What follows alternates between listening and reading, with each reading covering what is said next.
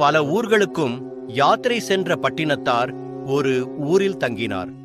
அவ்வூர் பணக்காரர் ஒருவர் பட்டினத்தாரை தன் வீட்டிற்கு விருந்து சாப்பிட அழைத்தார். இந்த ஊரிலேயே பெரிய பணக்காரன் நான் தான். நினைத்ததை சாதிக்கும் பலம் என்னிடம் இருக்கிறது. உங்களுக்கு ஏதாவது உதவி தேவைப்பட்டால் கேளுங்கள் என்று பெருமையுடன் தன்னை அறிமுகப்படுத்தினார். சற்று யோசித்த பட்டினத்தார், ரொம்ப நல்லது, அப்படியானால் எனக்கு ஒரு உதவி செய்ய வேண்டுமே என்று கேட்டார். என்ன சுவாமி, எதுவாக இருந்தாலும் தயங்காமல் சொல்லுங்கள், செய்ய காத்திருக்கிறேன் என்றார் பணக்காரர். தன் பையிலிருந்து ஊசி ஒன்றை எடுத்த பட்டினத்தார் அதை பணக்காரரிடம் நீட்டினார். இந்த பழைய ஊசியை கொண்டு நான் என்ன செய்ய வேண்டும் சுவாமி என்றார் பணக்காரர். இதை பத்திரமாக வைத்திருங்கள்.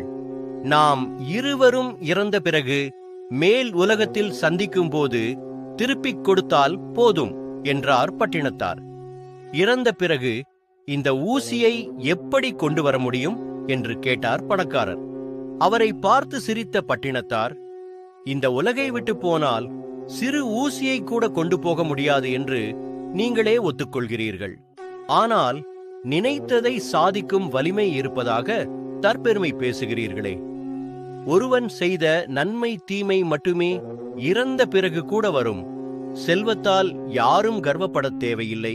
அதை இல்லாதவர்களுக்கு கொடுத்து உதவுங்கள், அதுதான் உண்மையான மகிழ்ச்சி தரும் என்று அறிவுரை